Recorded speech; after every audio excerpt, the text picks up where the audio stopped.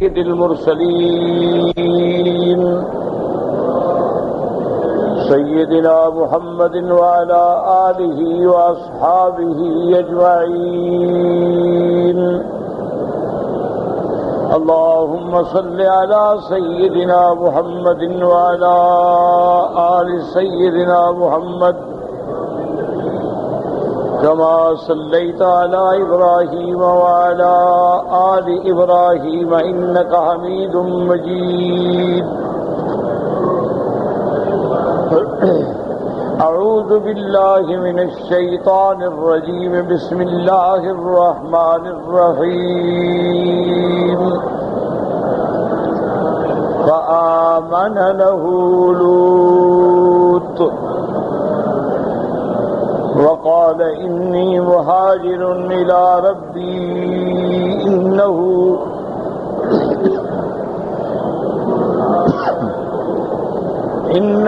هو العزيز الحكيم. ووهبنا له إسحاق ويعقوب وجعلنا في ذريته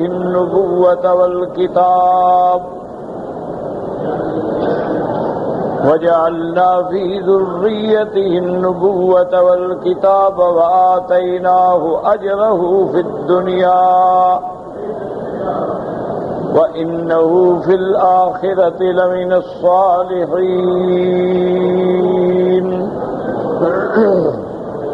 قال المؤلف والمفسر رحمه الله تعالى: أدام النفع بعلومه وعلومكم في الدارين آمين، إلى أن قال: وقوله تعالى: وقال إني مهاجر إلى ربي، يحتمل عود الضمير في قوله وقال على لوط عليه السلام، لأنه هو أقرب المذكورين. اب مفسر رحمۃ اللہ علیہ ارشاد فرماتے ہیں ان آیات کی تفسیر میں کہ وقال انی مہاجر الی ربی، تو کالا کس نے کہا، یعنی اس کا ضمیر کس کی طرف ہے؟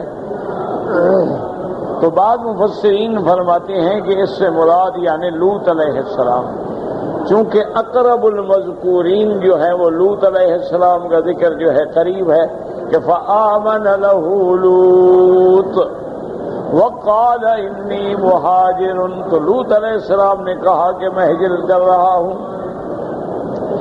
اور بعض مفسرین فرماتے ہیں کہ نہیں، کیونکہ قصہ جو ہے وہ سیدنا ابراہیم علیہ السلام کا ذکر ہو رہا ہے. اس سے پہلے بھی حضرت ابراہیم علیہ السلام کا قصہ ہے اور بعد کی آیات میں بھی ابراہیم علیہ السلام کا قصہ ہے. فآمن له لوط، بس وقف ہو گیا، بات ختم ہو گئی. وقال انی مہاجر الی ربی انہ هو العزیز الحکیم. وہ فرماتے ہیں اس سے مراد حضرت ابراہیم علیہ السلام ہے کہ ابراہیم علیہ السلام نے کہا کہ میں ہجرت کر رہا ہوں.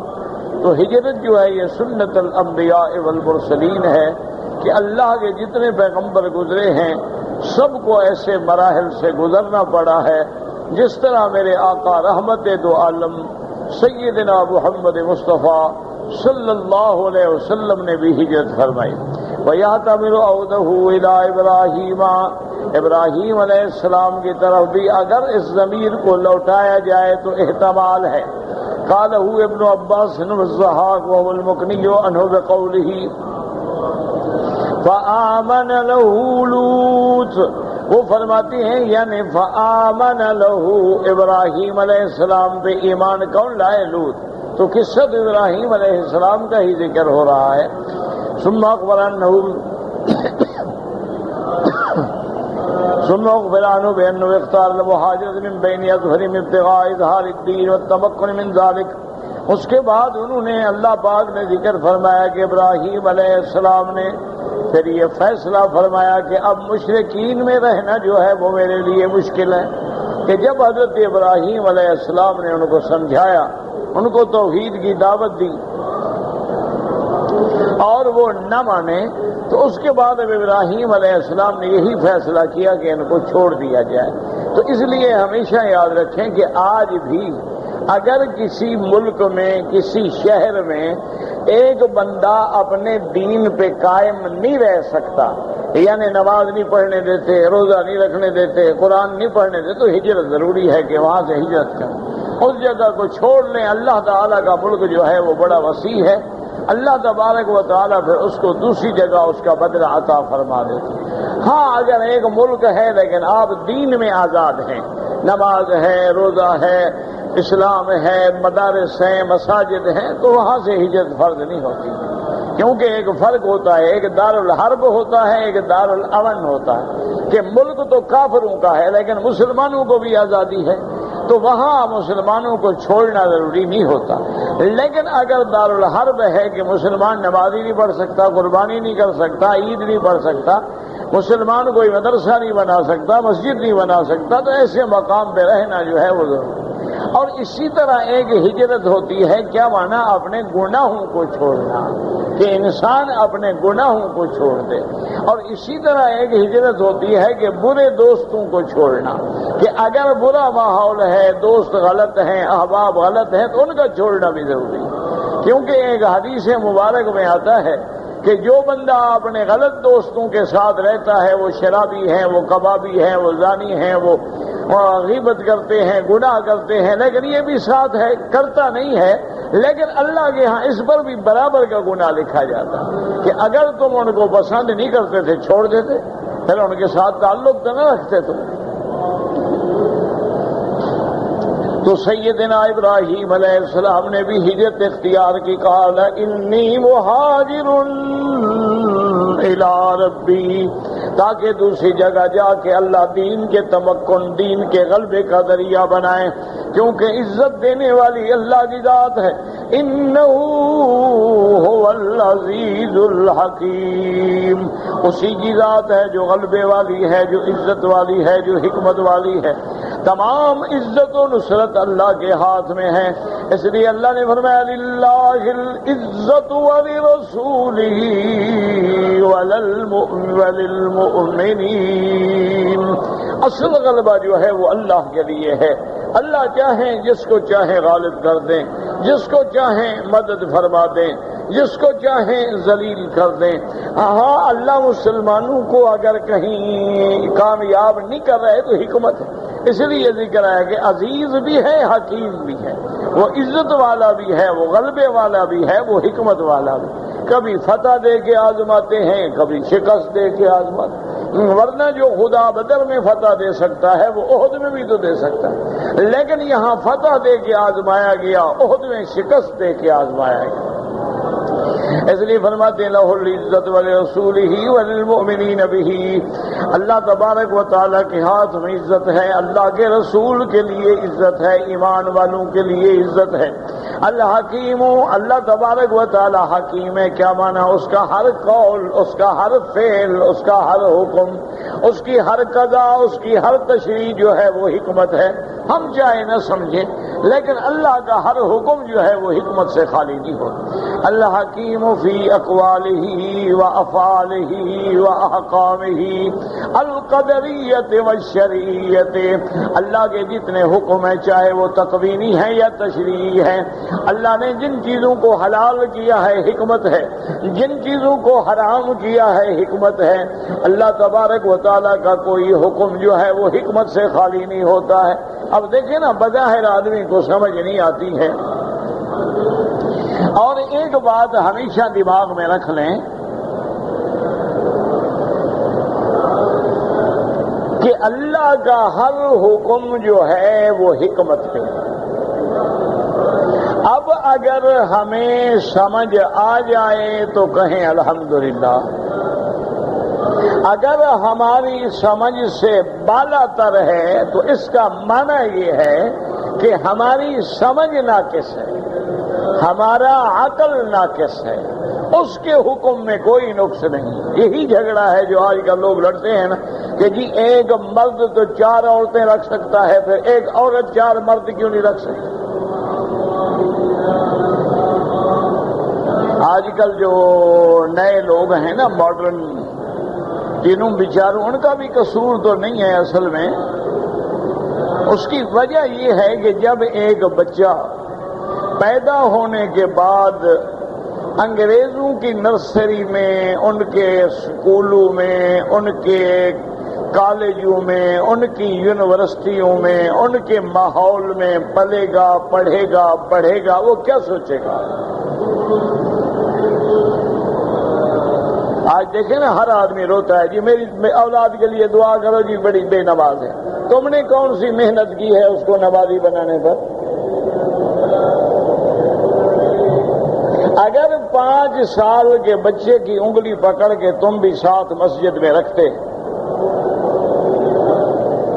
تم بھی اس کو اسلامی لباس پہناتے، تم بھی اس کو دین کے مجلسوں میں، دین کے جلسوں میں لے جاتے، جو جو وہ بڑا ہوتا جاتا دین اس کے دماغ میں اتر جاتا۔ تم نے تو اس کو آزاد چھوڑ دیا ہے، جی بچہ ہے جی، بچہ ہے جی، بچہ ہے جی، بڑا ہوگا سمجھ جائے، بڑا ہو کے کیا جب تباہ ہو جائے گا پھر کیا سمجھ جائے گا؟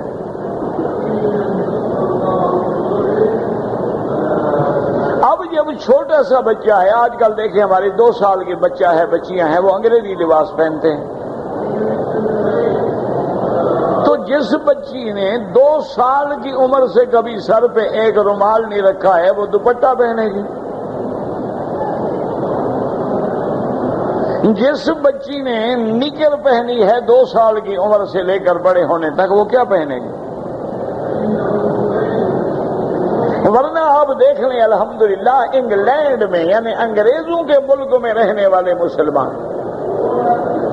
کافروں کے ملک میں رہنے والے مسلمان، یورپی ملکوں میں رہنے والے مسلمان، افریقی ملکوں میں رہنے والے مسلمان، جنہوں نے اپنی اولادوں کو سنبھالا ہے، آپ حیران ہوں گے 6 سال کا بچہ ہے تہجد میں کھڑا ہے۔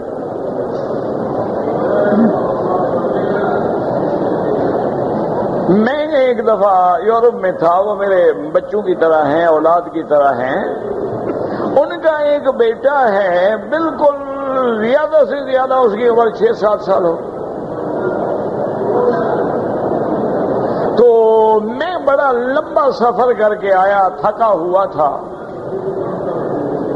تو میں نے دوستوں سے کہا کہ بھائی کوئی ذمہ داری لے کے نماز کے لیے کون اٹھائے گا؟ الارم تو ہے لیکن آدمی تھکا ہوا ہو، کبھی بے ہوشی کی نیند ہو تو گھڑی کے الارم کا بھی پتہ نہیں لگتا۔ وہ 6 سال کا بچہ فوراً کھڑا ہو، نے کہا وہ آپ فکر نہ کریں، میں آپ کو جگاؤں گا۔ اچھا میں نے خیر ہنس کے میں نے کہا اچھا ٹھیک ہے بھائی، بہت اچھی بات ہے، ٹھیک ہے تم بھی ہمیں جگاؤ گا۔ بچہ ہے خوش ہو کے کہہ رہا ہے۔ اس بچے نے ہمیں اٹھایا اور اسی نے فجر کی اذان دی۔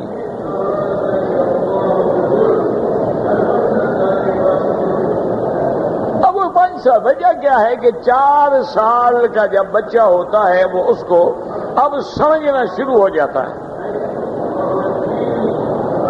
اب ماں باپ نے اگر انگلی پکڑی ہوئی ہے، وہ جناب مسجد میں لا رہے ہیں، مدرسے میں لا رہے ہیں، اس کو کلمہ شریف پڑھا رہے ہیں، وہ اگر کمرے میں داخل ہو تو کہتے نہیں بیٹا نہیں، دیکھو باہر جاؤ باہر جاؤ۔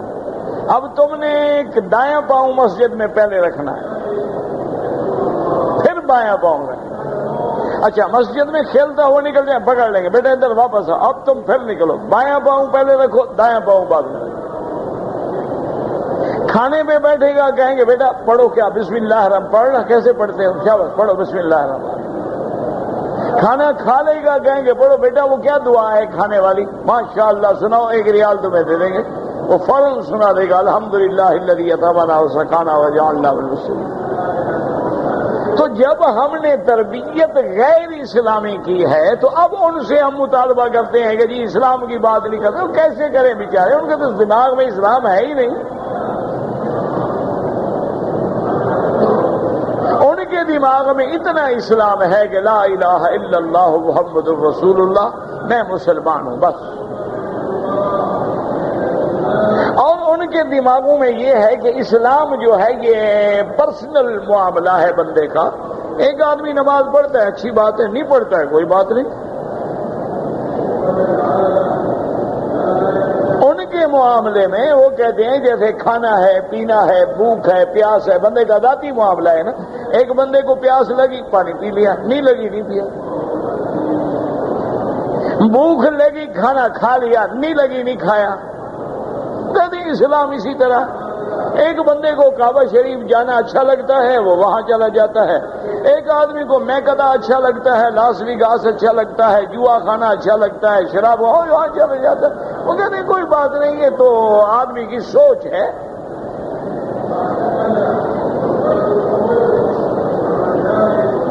یہی وہ وجہ ہے کہ آج جو آپ دیکھ رہے ہیں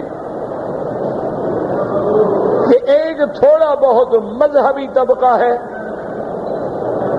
اور ایک خالص انگریزی سکولوں میں پروان چڑھا ہوا طبقہ ہے. وہ آپس میں اسی لیے ٹکرا رہے ہیں کہ ان کے دماغ میں یہ نہیں آتا کہ بھئی 27ویں کی رات ہے، 29ویں کی رات ہے، بوڑھے ہیں، بوڑھیاں ہیں، سڑکوں پہ پڑے ہیں. افطار کے لیے پانی ان کو ملا نہیں ملا نہیں ملا، کھجور ملی مل گئی، نہیں ملی نہیں ملی. سونے کے لیے کمرہ ہے نہیں، حرم میں پڑے ہیں، سڑک پہ پڑے ہیں. وہ کہتے ہیں یار یہ کیا ہے؟ بس ٹھیک ہے. وہ کہتے ہیں اچھا ٹھیک ہے، اپنا اپنا شوق ہے.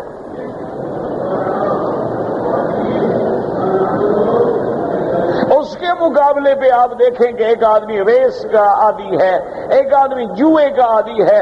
وہ ساری دولت ہار جاتا ہے، بیوی ہار جاتا ہے، کبھی کبھی اپنا جسم ہار جاتا ہے. کبھی جواری یہ بھی شرط کرتے تھے کہ میں ہار گیا تو میرے کان کی لو کاٹ کے تم لے لینا.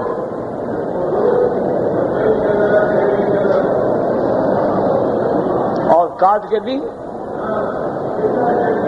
یہ بھی ایک شوق ہے ان کا. اصل مصیبت یہی ہے میرا بھائی، اور اس کے قصوروار ہم خود ہیں. اگر آج ہم اپنے چھوٹے بچوں کو سنبھالیں گے انشاءاللہ وہ کبھی نہیں بھٹکیں. میرے آقا کا فرمان، میرا ایمان ہے کہ رات جو ہے اب دن ہو سکتا ہے، دن رات میں بدل سکتی ہے، لیکن فرمان محمد مصطفیٰ غلط نہیں ہو سکتا. حضور نے کیا فرمایا ہے کہ کل مولود یولد علی الفطرۃ، کہ ہر بچہ دین اسلام پہ پیدا ہوتا ہے. فَأَبَوَاهُ يُهَوِّدَانِهِ، اب ماں باپ اس کو یہودی بناتے ہیں، نصرانی بناتے ہیں، مجوسی بناتے ہیں، ہندو بناتے ہیں. آخر مجھے آپ سمجھائیں کہ ہندو کا بچہ ہے، اس کو کون آخر کیسے دماغ میں آ جاتا ہے کہ یہ بھگوان ہے اور میں نے ہاتھ باندھنا ہے، میں نے پرارتھنا کرنی ہے، میں نے ماتھا ٹیکنا ہے. ایک مسلمان کا بچہ ہے، وہ گزر جائے گا مندر کے قریب، وہ چھوڑے گا یار کیا ہے بت خانے چھوڑے، کیا ہے؟ وہ عقل کی بات ہے کہ بتوں کے آگے ہم ماتھا ٹیکیں. اسی طرح آپ دیکھیں کہ ایک موحد گھرانے کے گھر میں بچہ پیدا ہوا ہے، وہ کبھی بدعت نہیں کرتا. ایک اہل بدعت کے گھر میں بچہ پیدا ہوا ہے، وہ پکا بدعتی ہوتا ہے. تو اب یہ بدعتی یا عقیدہ توحید یا گناہ اس کو ماں کے پیٹ میں تو نہیں سکھایا گیا نا. اس کو آگے ماحول ملا ہے قرآن کا تو وہ قرآن والا بن گیا.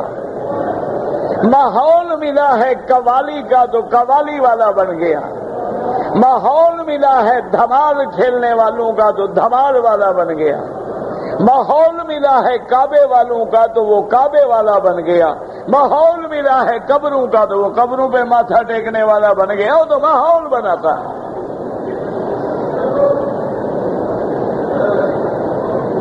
آپ ان کو لاکھ سمجھائیں کہ بابا یہ کام بدعت ہے، یہ گناہ ہے، یہ حدیث میں نہیں ہے، قرآن میں نہیں ہے. صاحب وہ کہتا ہے مولوی صاحب آپ راضی ہوں ناراض، ہم باپ دادے کو دیکھتے آئے ہیں، کرتے تھے، ہم بھی کرتے ہیں. نہیں ہوگا، لیکن ہمارا باپ دادا تو کرتا تھا نا.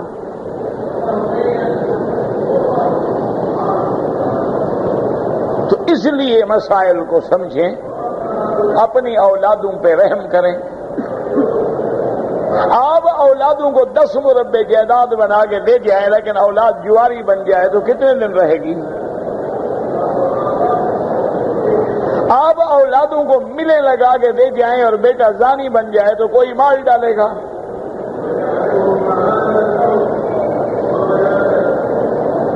اگر اولاد کی آپ نے اچھی تربیت کر دی، بیٹا دین پہ آ گیا، قرآن والا بن گیا، سنت والا بن گیا، کعبے والا بن گیا، مدینے والا بن گیا، تو کم از کم تجھے دفنائے گا اور تیرے باپ تیرے لیے دعا تو کرے گا.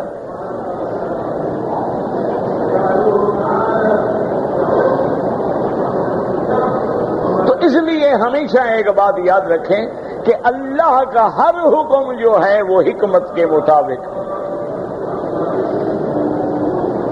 اور حکمت کا معنی جو ہے یاد رکھو، حکیم اس کو نہیں کہتے کہ مثلا کسی آدمی کو پیٹ میں درد ہوا، دوسرے بندے نے بتلا دیا کہ بھئی نمک لے لو اور 7 اپ میں ڈال کے پی لو، آپ نے پی لیا وہ ٹھیک ہو گیا. حکیم نہیں ہو گیا یہ. اگر کوئی چیز اتفاق سے کسی کو فائدہ دے گئی تو دینے والے کو حکیم نہیں کہیں گے. حکیم ہم اس کو کہیں گے جو ہر مرض کو سمجھے، اس کے نسخے کی تجویز صحیح ہو. آگے اگر اس کو فائدہ نہیں پہنچا ہے تو یہ الگ بات ہے، لیکن نسخہ ٹھیک ہے.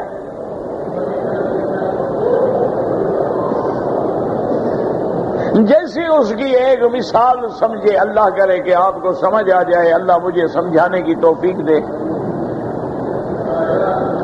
ایک آدمی نے رحمت دو جہاں کی خدمت میں آ کر عرض کیا کہ آمنہ کے لال، میرے بھائی کو تکلیف ہے، پیٹ چل رہا ہے، اسہال ہے پانی کی طرح، اور وہ غریب اب تو بالکل کمزور ہو گیا. آپ نے فرمایا اسکے ہو اصلاً، اس کو جا کے شربت پلاؤ، شہد کی شربت بناؤ اور پلاؤ. اس بیچارے نے جا کے پلایا. 2-4 گھنٹے کے بعد واپس آیا. اس نے کہا یا رسول اللہ بیماری تو اور بڑھ گئی. آپ نے فرمایا اسکے ہو اصلاً، پلاؤ، پھر پلاؤ. اب اللہ کے نبی کا حکم ہے، کون ٹال سکتا ہے؟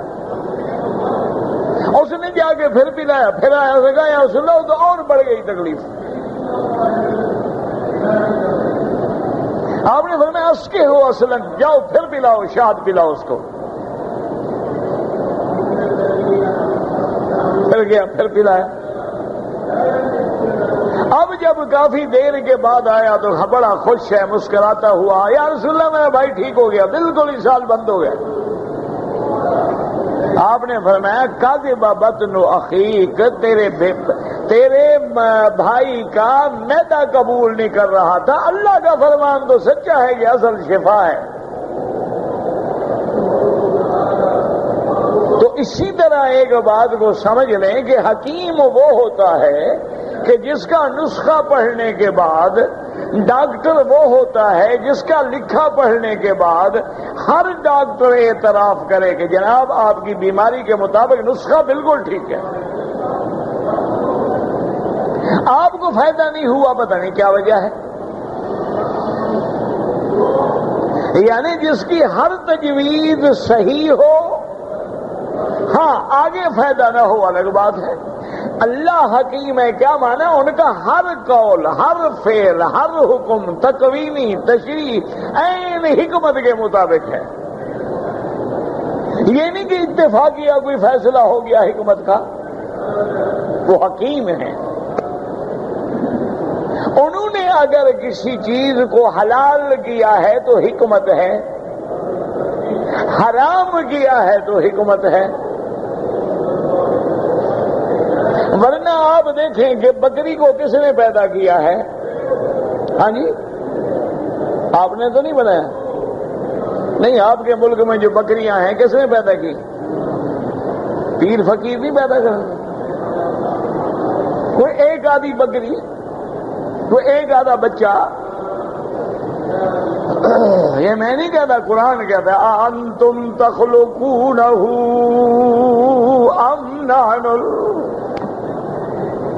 ام نحن الخالقون۔ اللہ فرماتا ہے پیدا کرنے والے ہم ہیں کہ تم ہو؟ اس لیے اللہ فرماتے ہیں ارونی ماذا خلقوا، مجھے چھوڑ کے غیروں کے آگے جھکنے والوں، قبروں پہ ماتھا ٹیکنے والوں، یہ تو بتاؤ کہ انہوں نے کیا پیدا کیا ہے؟ کوئی مکھی، کوئی مچھر،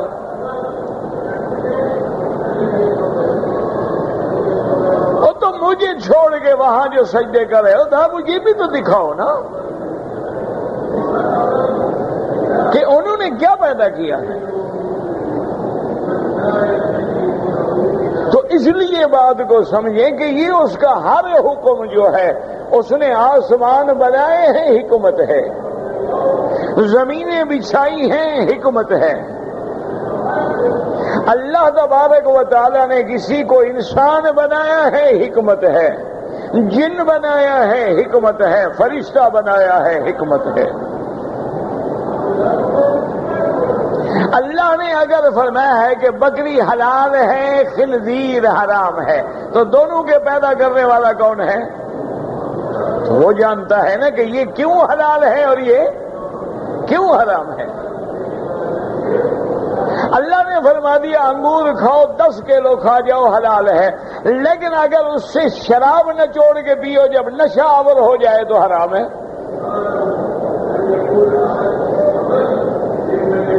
اسی لیے آج کل پڑھے لکھے اعتراض کرتے ہیں جی مولوی انگور تو کھاتے ہیں لیکن ہمیں انگور کا رس نہیں پینے دیتے ہیں۔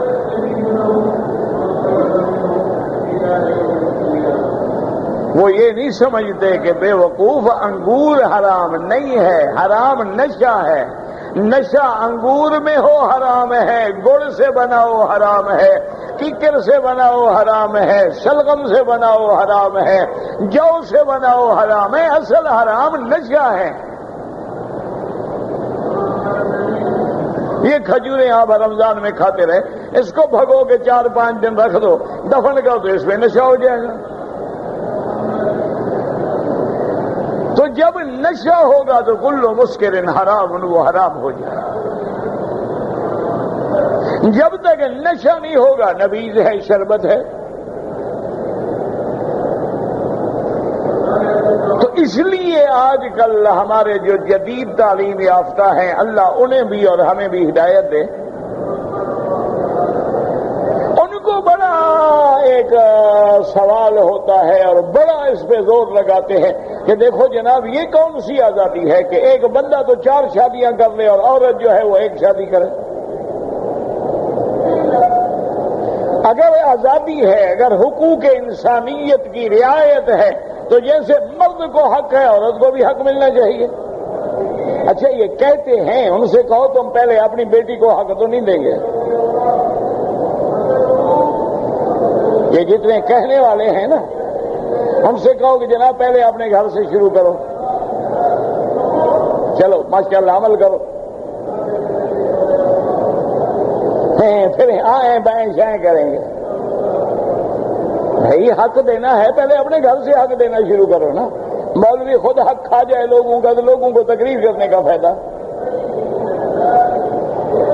بھائی تم کہتے ہو کہ عورت کو برابری کا حق دو تو شروع کرو اپنے گھر سے، بیٹی سے، بہن سے، بھائی سے، بیوی سے، خالہ سے، پھوپھی سے شروع کرو، 2 حق۔ ہم بھی سمجھیں گے تم بڑے مخلص ہو اپنے دعوے میں۔ اللہ کی ہر قول میں حکمت ہے، یاد رکھو۔ ایک بات کو چھوڑو، وہ تو بڑی لمبی بحثیں ہیں کہ بھئی ایک عورت میں کتنی طاقت ہے، مرد میں کتنی طاقت ہے، عورت میں ایام حیض ہیں، عورت میں ایام حمل ہیں، عورت میں نفاس، ان باتوں کو چھوڑو۔ لیکن اگر ایک عورت کے 4 شوہر ہوں تو بیٹے کا باپ 1 بنے گا 4 بنے گے؟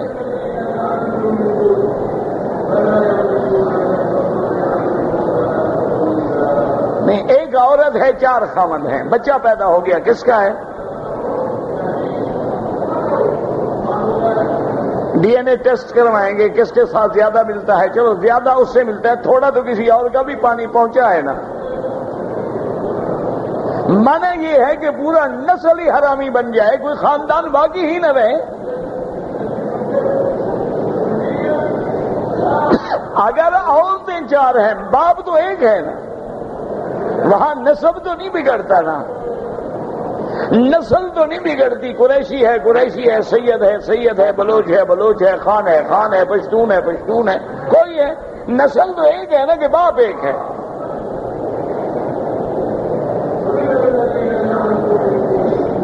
تو اسی لیے ہمیشہ یاد رکھیں کہ اللہ کا ہر حکم جو ہے وہ حکمت کے بغیر نہیں ہوتا ہے، اس لیے آیا کہ وہ غالب بھی ہیں اور حکمت والے بھی۔ وہ چاہیں تو جنگ بدر میں 313 کو کامیاب فرما دیں، وہ چاہیں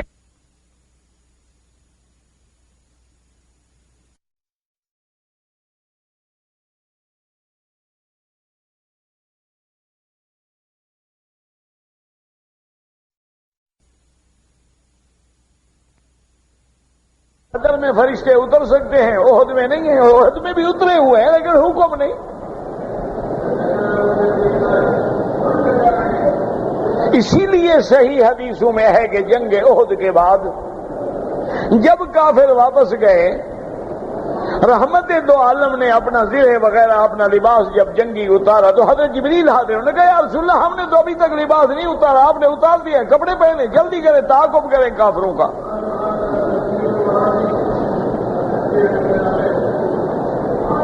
تو جبریل تو وہاں بھی موجود ہے، اور جبریل کو اللہ نے طاقت دی ہے، ایک پر سے اگر چاہے تو سارے مکے والوں کو اٹھا کے پھینک دے، لیکن حکم خدا بندی کا پابند ہے۔ اللہ نے احد میں یعنی شکست کا نمونہ بھی دکھلا دیا، اور اللہ کے نبی کی حفاظت بھی کر لی کہ کافر جنگ جیت گئے لیکن مدینے میں داخل نہیں ہو سکے، حالانکہ وہ تو فاتح تھے، 70 صحابہ شہید ہو چکے تھے۔ اب اگر وہ مدینے پہ کنٹرول کر لیتے، قبضہ کر لیتے، کیا مشکل تھی، لیکن اللہ نے ادھر نہیں آنے دیا۔ تو اس لیے اللہ نے یہاں فرمایا کہ سیدنا ابراہیم الخلیل نے بھی یہی بات کی آخر میں کہ انی مہاجر الی ربی، اب میں ہجرت کرتا ہوں اللہ کی طرف، انہ هو العزیز الحکیم، وہی عزت دینے والا ہے، وہی غلبہ دینے والا ہے، وہی حکمت۔ اور آج یہی وجہ ہے کہ ہم عزت ڈھونڈ رہے ہیں کافروں کے پاس، اور عزت ہے اللہ کے ہاتھ میں۔ ہم عزت ڈھونڈتے ہیں کہ جی فلاں ملک میں بڑی طاقت ہے، وہ ہمارے ساتھ مل جائے نا، دوستی ہو جائے تو پھر ہم بڑے تکڑے ہو جائیں گے۔ اللہ نے فرمایا اب تکون عندہم العزت، ان کے پاس عزت غلبہ ڈھونڈتے، ان العزت للہ جمیعا، عزت تو میرے ہاتھ میں ہے۔ عزت دینے والا اللہ تبارک و تعالی ہے، اور اس کے ہر حکم میں حکمت ہے، اس کے ہر قول میں حکمت ہے، اس کے احکام تشریعی ہیں تو حکمت ہے، احکام تکوینی ہے تو حکمت ہے۔ اسی کو اللہ نے بیان فرمایا۔ وقال قتادہ ہاجر جميعا من کوسا، حضرت قتادہ فرماتے ہیں کہ حضرت ابراہیم اور حضرت لوط دونوں نے اکٹھے ہجرت کی۔ وہی من سواد الکوفہ الى الشام، یعنی پہلے آپ کوفے کے علاقے میں تھے، وہاں سے ہجرت کر کے آپ شام کی طرف روانہ ہوئے۔ قال وذکر لنا نبی اللہ قال انها ستكون هجرة بعد هجرة ينهض اهل الارض الى مهاجر ابراهيم ويبقى في الارض شرار اهلها تطرفهم ارضهم وتقذرهم روح الله عز وجل وتحشرهم النار مع القردة والخنازير تبيت معهم اذا باتوا وتقيل معهم اذا قالوا وتأكل ما سقط منهم۔ اب مفسر رحمت اللہ علیہ فرماتے ہیں کہ اللہ کے نبی سیدنا محمد مصطفیٰ صلی اللہ علیہ وسلم نے فرمایا انہا ستکون ہجرتا بعد ہجرہ، ہر ہجرت کے بعد ہجرت، ہجرت کے بعد ہجرت۔ اسی طرح فرمایا یہ نہاد اہل الارض الی مہاجر ابراہیم، آخر دنیا چلتے چلتے ہجرت کرتے کرتے وہاں پہنچے گی جہاں حضرت ابراہیم پہنچے، یعنی شام میں، کیونکہ میدان حشر جو ہے وہ شام ہوگا، یاد رکھو۔ یہ جو لوگوں نے مشہور کر رکھا ہے عرفات، عرفات میدان حشر نہیں ہوگا، میدان محشر جو ہے وہ شام ہوگا۔ اس کے حضور نے فرمایا جب اچھے لوگ ہجرت کر کے شام کی طرف چلے جائیں گے، وَيَبْقَى فِي الْأَرْضِ شِرَارَ أَهْلِهَا، زمین میں وہی لوگ بچیں گے جو گندے ہوں گے، جو کافر ہوں گے، جو فاجر ہوں گے، جو شریر ہوں گے، حتیٰ کہ اس کے بعد ان کو زمین بھی پھینکے گی، اور اس کے بعد اللہ تبارک و تعالی بھی ان کو عذاب دیں گے، وَتَحْشُرُهُمُ النَّارُ، پھر ایک آگ پیدا ہوگی، مال قردۃ والخنازیر، گویا کہ اللہ ان کا حشر جو ہے بندر اور خنازیر کے ساتھ کریں گے۔ وہ آگ ایسی ہوگی تبھی تو ماہم اذا باتوا، جب رات ہوگی وہ ٹھہر جائے گی، صبح ہوگی پھر چلائے گی ان کو، وَتَقِيلُ مَاهُمْ إِذَا قَالُوا، اور جب دوپہر ہوگی آرام کریں گے تو آگ ٹھہر جائے گی، وَتَأْكُلُ مَا سَقَطَ مِنْهُمْ، اور جو کچھ بچے گا وہ سب کا سب جو ہے وہ آگ نگل جائے گی، آگ کھا لے گی، کچھ بھی نہیں بچے گا۔ تو بہرحال کہنے کا مقصد یہ ہے کہ حضرت ابراہیم نے بھی ہجرت کی، ہر پیغمبر نے ہجرت کی، اور سب سے عظیم ہجرت جو ہے وہ میرے آقا سیدنا محمد مصطفیٰ صلی اللہ علیہ وسلم نے بھی ہجرت کی، آپ کے صحابہ نے بھی ہجرت کی، بعد نے مکے سے حبشہ، حبشے سے پھر مدینہ منورہ، اور بعد میں مکے سے مدینہ منورہ، اور میرے محبوب کی ہجرت جو ہے وہ مکے سے مدینہ منورہ کی ہجرت ہے، اور اسی طرح چلتے چلتے چلتے آخر جب مقام محشر آئے گا تو ہم مرنے کے بعد جب اٹھیں گے پھر بھی سارے ارض شام کی طرف جائیں گے، واللہ اعلم۔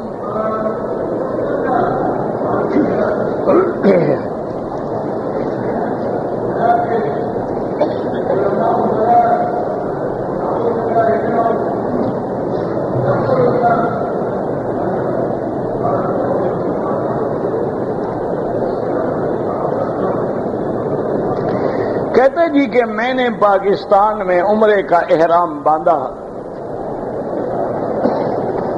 احرام باندھنے کے بعد جب میں ایئرپورٹ پہ پہنچا تو مجھے جہاز نہ ملا، اور پھر مجھے 3 دن کے بعد کی سیٹ ملی۔ میں نے احرام کھول دیا، 3 دن کے بعد پھر میں نے احرام باندھا اور مکے میں آ کے عمرہ ادا کیا۔ میرے بھائی سب سے پہلے تو آپ یہ مسئلہ سمجھیں کہ احرام باندھنے کا معنی چادریں باندھنا نہیں ہوتا، اور نہ چادریں کوئی احرام ہے۔ اصل احرام وہ ہے جب آدمی نیت کرتا ہے لبیک بعمرۃ، لبیک اللہم لبیک، چاہے اس نے 2 رکعت نماز پڑھی ہے یا چاہے نہیں پڑھی،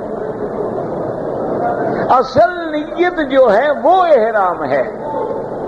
یہ تو لباس احرام ہے کہ ہم نے احرام کی حالت میں مردوں کے لیے 2 چادریں، عورتوں کے لیے جو لباس پہنے ہوئے عورت وہی اس کا احرام، اس کو کسی لباس بدلنے کی ضرورت نہیں ہوتی، نہ کوئی رومال شمال باندھنے کی ضرورت ہوتی ہے، لوگوں نے رواج بنا رکھا ہے، شریعت میں کوئی حکم نہیں۔ تو آپ نے اگر نیت کر لی تھی، لبیک پڑھ لیا تھا، پھر جہاز نہیں ملا تو آپ احرام نہیں کھول سکتے جب تک کہ ایک بکری دم کی اللہ کے حدود حرم میں ذبح نہ ہو۔ اسی لیے کہ یہ تو قرآن کا مسئلہ ہے، فَإِنْ أُحْصِرْتُمْ فَمَا اسْتَيْسَرَ مِنَ الْهَدْيِ، کہ اگر تمہیں روک دیا جائے تو اب ایک بکری دو، جیسے کہ میرے آقا رحمت دو عالم کو مکے والوں نے روک دیا، اب مدینہ منورہ سے عمرے کی نیت سے تشریف لائے لیکن انہوں نے روک دیا، تو سرکار دو عالم نے باقاعدہ سر پہ اسرا پھروایا، بکری ذبح کی، احرام کھولا، پھر واپس مدینہ منورہ گئے۔ تو یہ تھوڑا ہے کہ جب چاہو باندھ لو، جب چاہو چھوڑ دو۔ اگر آپ نے احرام باندھ لیا تھا پھر 3 دن آپ کو احرام میں ہی رہنا تھا، یا پھر آپ احتیاط کیا کریں کہ اس کا طریقہ یہ ہے کہ آپ غسل کر لیں، اپنے احرام کی چادریں جو ہیں وہ تھیلے میں ڈال لیں، عین جب جہاز میں بیٹھ جائیں اور جہاز میقات سے ابھی نہ پہنچا ہو، آپ وہیں بیٹھے بیٹھے کپڑے بدل لیں، لبیک اللہم لبیک پڑھ لیں، کوئی نماز کی ضرورت نہیں، کوئی وضو کی ضرورت نہیں، تاکہ آپ کا احرام یقینی ہو جائے کہ پتہ نہیں مجھے سیٹ نہ ملے۔ یا آپ جب آتے ہیں قبل از وقت آئیں، اپنے احرام کو ساتھ رکھیں، آپ کو بورڈنگ کارڈ مل گیا ہے، آپ امیگریشن کراس کر کے لاؤنج میں آ گئے، وہاں کھڑے کھڑے 2 چادریں باندھ رہے ہیں، لبیک اللہم لبیک لبیک لا شریک لک لبیک، تو کوئی اس میں مشکل نہیں ہوتی۔ اور بعض ائمہ کرام فرماتے ہیں کہ اگر احرام باندھنے وقت آدمی نیت کر لے کہ یا اللہ میں احرام تو باندھ رہا ہوں لیکن محلی ہے سو حبستنی، میرا مقام وہی ہوگا جہاں آپ مجھے روک دیں، تو کہتے ہیں پھر اس پہ دم نہیں پڑے گا۔ لیکن بعض ائمہ فرماتے ہیں کہ نہیں، احرام کھولنے کا حق ہو جائے گا، دم دینی پڑے گی۔ ورنہ پہلا مسئلہ یہ ہے کہ مثلا کراچی ایئرپورٹ میں مجھے روک دیا گیا، اب میں احرام میں رہوں گا اور بکری بھی حرم میں ذبح ہوگی، یہ نہیں ہے کہ میں کراچی میں ذبح کر لوں، میں وہاں سے انتظام کروں گا، فون کروں، دوست کو کہوں، کسی کے ذمہ لگاؤں، جا کے میری بکری ذبح کرو، مجھے اطلاع دو، پھر بال کٹاؤں، پھر احرام کھولوں گا۔ احرام مذاق نہیں ہوتا کہ جب چاہا باندھ لیا، کہ جوگی کی چادریں ہیں کہ جب چاہو گلے میں ڈال لو، جب چاہو اتار دو۔ احرام کی شرائط ہیں، پابندیاں ہیں، اس کو سمجھو۔ اور جو لوگ عمرے پہ آتے ہو، کم از کم آج کل الحمدللہ ہر زبان میں کتابیں موجود ہیں، حج کے مناسک بھی موجود ہیں، آپ ان کتابوں کو بار بار پڑھیں، ایک دفعہ پڑھنے سے سمجھ نہیں آئے گا آپ کو مسئلہ، آپ 1 دفعہ 2 دفعہ 10 دفعہ پڑھیں اور جہاں سمجھ نہ آئے وہاں نشان لگا لیں، کسی عالم کے پاس جا کے اس مسئلے کو حل کر لیں، بات ختم ہوگی، کبھی نہ آپ کا حج غلط ہوگا نہ عمرہ غلط ہوگا۔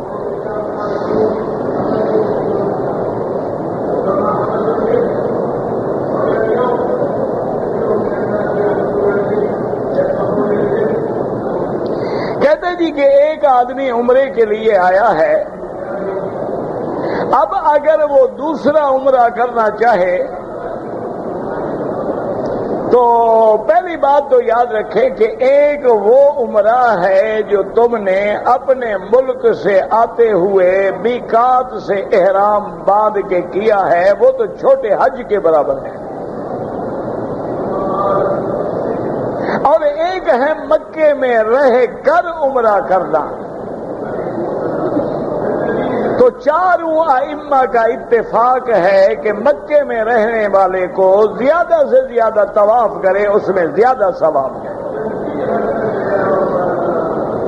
اگر عمرہ کرنا چاہے تو امام ابو حنیفہ رحمت اللہ علیہ، امام شافعی رحمت اللہ علیہ کے نزدیک عمرہ نفلی عبادت ہے، وہ فرماتے ہیں کوئی منع نہیں، مسجد عائشہ سے جا کے احرام باندھے، جعرانہ سے جا کے احرام باندھے، عرفات کے حدود سے گزر کے احرام باندھے، جتنے سے احرام باندھے عمرہ کرے، وہ کہتے ہیں کوئی منع نہیں ہے، نفلی عمرہ ہے، جتنا چاہے کر سکتا ہے۔ لیکن امام احمد بن حنبل رحمت اللہ علیہ فرماتے ہیں کہ عمرہ ہوتا ہی وہی ہے جو اپنے ملک سے مکے کی طرف آتے ہوئے کریں، یہ نہیں کہ مکے سے نکل کے کریں۔ لیکن امام ابو حنیفہ رحمۃ اللہ علیہ فرماتے ہیں کہ چلو اگر ایک آدمی مکے سے مدینہ گیا، مدینہ سے واپس آیا، اب کیا کریں؟ وہ بھی تو مکے سے نکل کے گیا ہے، اور اگر مدینے سے عمرہ نہ کرے میقات ہے، دم پڑے گی۔ تو اس لیے بہرحال اگر آپ نے عمرہ کرنا ہے، افضل یہ ہے کہ طواف زیادہ کرو۔ جتنی دیر میں آدمی عمرہ کرے اتنی دیر طواف میں لگائے تو اس میں زیادہ ثواب ہے، اس میں کوئی جھگڑا نہیں۔ یعنی اگر آپ کے عمرے میں 3 گھنٹے لگتے ہیں، 3 گھنٹے میں آپ طواف کرتے رہیں، چاہے 3 کریں، 4 کریں، 5 کریں، تو یہ زیادہ ثواب ہے کہ عمرے میں آپ کعبے سے باہر جائیں گے، طواف میں آپ کعبے کے قریب رہیں گے، اور عبادت بھی نفلی ہے۔ اور اصل بات یہ ہے کہ آپ ان اختلافات میں نہ پڑیں۔ اللہ توفیق دے عمرے کی، عمرہ بھی کریں، طواف بھی کریں، تلاوت بھی کریں، ہر عبادت کریں، خدا جانے پھر مکہ مدینہ نصیب ہوگا کہ نہیں ہوگا۔ یہ تو علمی اختلاف ہوتے ہیں۔ اب دیکھیں نا، امام شافعی فرماتے ہیں کہ اگر کوئی آدمی جیرانہ سے عمرہ کرے، جیرانہ ایک جگہ کا نام ہے جس کو بڑا عمرہ بھی کہتے ہیں، اور یہ وہ جگہ ہے کہ جنگ حنین کے بعد رحمت دو عالم نے کئی دن وہاں قیام فرمایا ہے،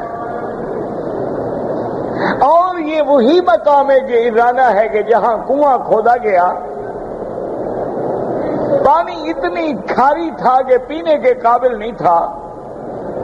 صحابہ نے عرض کیا کہ یا رسول اللہ، اتنا بڑا لشکر ہے اور پانی کڑوا ہے۔ آپ نے فرمایا کہ اچھا ڈول نکالو۔ حضور کنویں کے کنارے پہ تشریف لائے، ڈول نکالا گیا، حضور پاک نے کچھ پڑا بھی اور اپنا لعاب دہن بھی ڈالا اور کنویں کے اندر پھر پانی ڈال دیا، فرمایا اب کھینچ کے پیو۔ صحابہ کہتے ہیں بعد میں کھینچا تو سب سے میٹھا، سب سے ٹھنڈا پانی تھا۔ تو یہ کنواں بھی وہی جیرانہ میں ہے،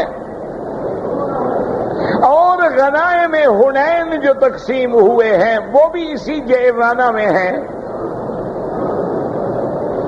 اور مکہ مکرمہ سے تقریباً کوئی 30-35 میل کے فاصلے پہ ہے، جبل نور کے راستے میں۔ اب دیکھیں کہ ائمہ کا علمی اختلاف ہوتا ہے۔ ائمہ کا اختلاف ہماری طرح نہیں ہوتا، ہمارے اختلاف جو ہیں وہ تو ذاتی جھگڑے ہوتے ہیں نا۔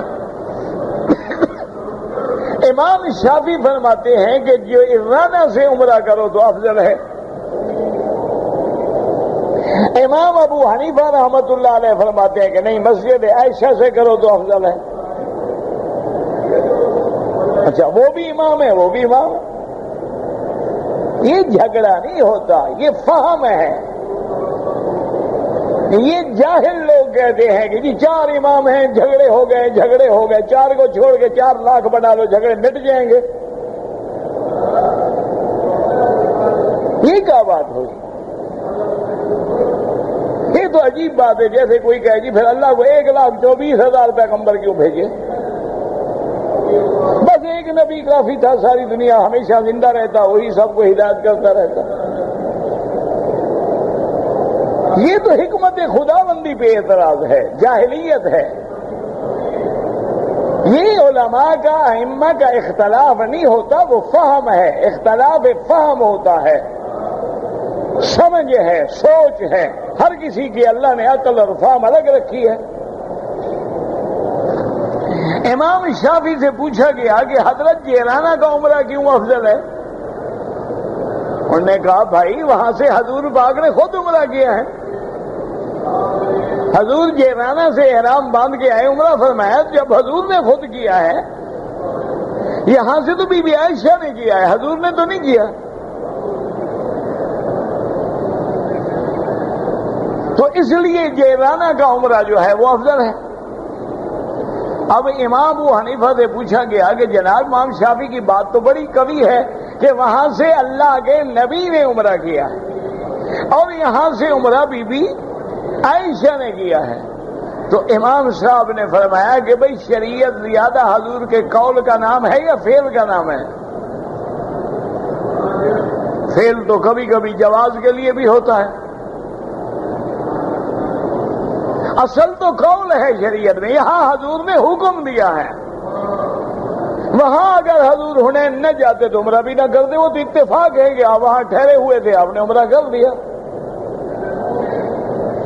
تو فعل جو ہے وہ تو کبھی کبھی ایسے بھی ہوتا ہے، جواز کے لیے ہوتا ہے، لیکن اس کو ہم حکم نہیں بنا سکتے۔ جہاں حضور نے حکم دیا ہو تو حکم ہے، یہاں تو آپ نے بیوی کو حکم دیا کہ جا کے عمرہ کرو۔ تو یہ علمی اختلاف ہوتے ہیں، یاد رکھا کریں۔ اللہ تمام ائمہ کی قبروں پہ کروڑوں رحمتیں فرمائے، اللہ تمام علماء امت پہ اپنی کروڑوں رحمتیں فرمائے۔ یہ اختلاف نہیں ہوتے، اختلاف وہ ہوتا ہے جب دین کے اصول میں اختلاف ہو، فروع میں تو کوئی اختلاف ہی نہیں ہوتا۔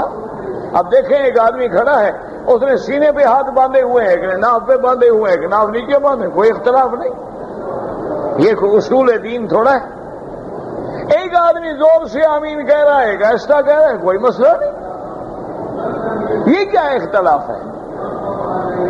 افتراق جو ہوتا ہے جہاں حکم ہے کہ وَاعْتَصِمُوا بِحَبْلِ اللَّهِ جَمِيعًا وَلَا تَفَرَّقُوا، حبل اللہ اللہ کا قرآن ہے، اللہ کے قرآن کو چھوڑ کے اگر تم گیتا کو پکڑو گے اب یہ فرقہ بندی ہے، اللہ کے قرآن کو چھوڑ کے اب تم گرو نانک کے دین پہ چلو یہ فرقہ بندی ہے، اللہ کے قرآن کو چھوڑ کے اب تورات پہ عمل کرو یہ فرقہ بندی ہے۔ یہ تو نہیں ہے کہ جو آمین زور سے کہہ رہا ہے وہ بھی قرآن حدیث پہ عمل کر رہا ہے، جو ایسا کہہ رہا ہے وہ بھی قرآن حدیث پہ عمل کر رہا ہے، قرآن حدیث تو نہیں چھوڑا اس نے۔ تو بات کو سمجھا کریں۔ تو بہرحال اگر آپ عمرہ کرنا چاہیں کر سکتے ہیں، لیکن افضل یہ ہے کہ طواف زیادہ کریں۔ کہتے جی کہ میں نے سنا ہے کہ جو آدمی شوال میں عمرہ کرے گا اس پہ حج واجب ہو جاتا ہے۔ یہ آپ نے سنا ہے نا، مسئلہ تو نہیں ہے، آپ نے سنا ہے۔ اب سنا ہے تو کوئی مسئلہ نہیں بن سکتا۔ آپ نے جناب جو سنا ہے وہ غلط سنا ہے۔ حج زندگی میں ایک دفعہ فرض ہوتا ہے، آپ کر چکے ہیں، بات ختم ہو گئی۔ یہ کیا ہے کہ جب ہم عمرہ کریں حج فرض ہو جائے، یہ تو کوئی مسئلہ نہیں۔ وہ مسئلہ آپ نے سمجھا نہیں کہ مثلاً ایک آدمی ہے مکے میں موجود ہے، حج کے مہینے شروع ہو گئے اور اس نے پہلے حج نہیں کیا ہوا، اب اشہر حج میں موجود ہے، پہلے حج نہیں کیا ہوا اور حج کرنے میں کوئی رکاوٹ بھی نہیں ہے۔ اگر حکومت اجازت نہیں دیتی، آپ کا ویزا ختم ہو گیا، آپ جائیں، تو رکاوٹ موجود ہے۔ اگر رکاوٹ بھی نہ ہو، پہلے حج بھی نہ کیا ہو، حج کی طاقت بھی رکھتا ہو اور حج کے مہینے بھی آ جائیں تو پھر حج کرنا ہوگا۔ یہ نہیں کہ جو عمرہ کرے گا اس کے لیے حج، آپ آئیں یکم ذی الحج کو عمرہ کریں واپس چلے جائیں، کوئی بات نہیں۔ حج تو زندگی میں ایک دفعہ فرض ہوتا ہے، وہ عمرہ کرنے سے فرض نہیں ہو جاتا۔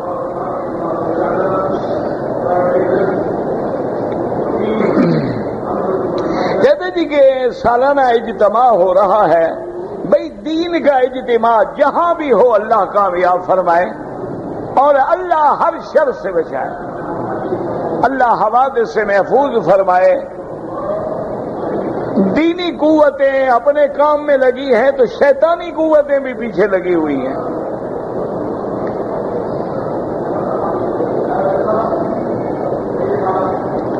مسجد زائرانہ، یہ ابھی جو جیرانہ بتایا نا، کسی بنگالی بھائی نے اس کو زائرانہ کر دیا ہے نا۔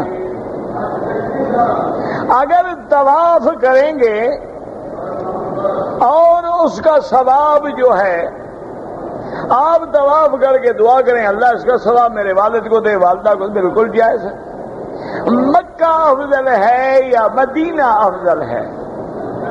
شریعت میں مکہ افضل ہے، محبت میں مدینہ افضل ہے، باقی آپ کی مرضی۔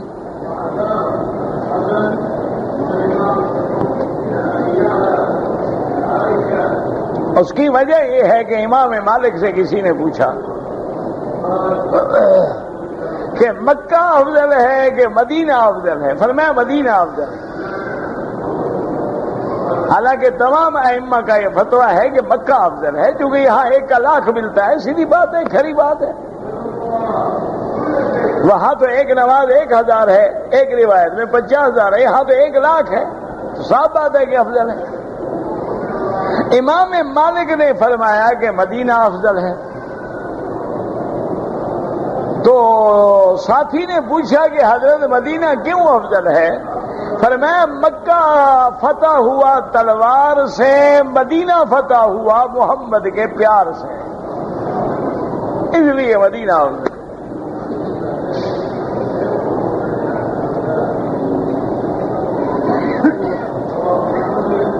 اور بعض علماء نے استدلال کیا ہے کہ میرے آقا رحمت دو عالم جب قیامت کا دن ہوگا تو کہاں سے کھڑے ہوں گے؟ ہاں جی، اور مکے والے کہاں جائیں گے؟ تو انہوں نے کہا مدینہ افضل، کہ حضور مدینے میں اٹھیں گے نا۔ لیکن امام ابو حنیفہ فرماتے ہیں کہ آدھی حدیث نہ پڑھو، پوری حدیث پڑھو، کہ حضور فرماتے ہیں کہ جب میں روضے سے اٹھوں گا میں جنت البقیع الغرقد کے دروازے پہ آؤں گا تو مدینے والے بھی کھڑے ہو چکے ہوں گے۔ فرمایا ثم انتظر لأہل مکہ فاجعلہم علی یمینی واہل المدینہ علی شمالی، پھر میں مکے والوں کا انتظار کروں گا، جب مکے والے آ جائیں گے ان کو داہنے ہاتھ پہ رکھوں گا، مدینے والوں کو بائیں ہاتھ پہ رکھوں گا۔ تو انہوں نے فرمایا کہ جب داہنے پہ رکھیں گے تو صاف دلیل ہے کہ وہ افضل ہے۔ اور بعض علماء نے فرمایا کہ رحمت دو عالم چونکہ کریم ہیں، رحیم ہیں، مدینے والے مہمان ہوں گے، مہمانوں کا استقبال کیا جاتا ہے، مدینے والے تو گھر والے ہیں، مکے والے مہمان ہیں۔ بال نہیں کٹوائے اور احرام اتار دیا، میرا بھائی احرام اتار دیا پھر بال کٹوائے کہ نہیں کٹوائے؟ وضاحت کرو نا۔ اگر بالکل نہیں کٹوائے، سلے ہوئے کپڑے پہن لیے اور اس پہ پورے 5-6 گھنٹے گزر گئے تو ایک بکری دم دیں، کپڑے اتاریں، احرام باندھیں، سر بھی منڈوائیں۔ مسجدوں میں 8 یا 10 رکعتیں پڑھتے ہیں تو سب سے افضل مسجد جو ہے مسجد الحرام ہے یا اور ہے کوئی؟ یعنی یہاں اگر 1 لاکھ مسجد ہو تو افضل مسجد کون سی ہے؟ تو جو افضل ہے تو مانا ہے کہ 20 افضل ہے، اس لیے یہاں 20 پڑھی جاتی ہے۔ گزارا تو 10 سے بھی ہو جاتا ہے، 8 سے بھی ہو جاتا ہے۔ حدیث میں اگر 8 ہے تو 13 بھی ہیں، 20 بھی ہیں، جو 20 پڑھے سارے حدیثوں پہ عمل ہو گیا۔ اگر 8 پڑھو گے 1 پہ عمل ہوگا، 2 حدیثیں تو رہ گئی۔ تو اگر آپ دعویٰ کرتے ہیں تو پھر سب پہ عمل کریں۔ بہرحال اللہ تبارک و تعالی قبول فرمائے، دعا یہ کرو۔ 100 سال گزر گئے، ہم اسی پہ لڑ رہے ہیں کہ تراویح 8 پڑھیں یا 20 پڑھیں۔ دشمن چاند پہ پہنچ گئے، ہم تراویح پہ لڑ رہے ہیں۔ اس سے بڑا کوئی المیہ ہے کہ رونے کا موقع؟ بابا 20 پڑھو گے 20 لاکھ کا ثواب ملے گا، 8 پڑھو گے 8 لاکھ کا ملے گا، جتنا گول ڈالو گے اتنا میٹھا ہوگا۔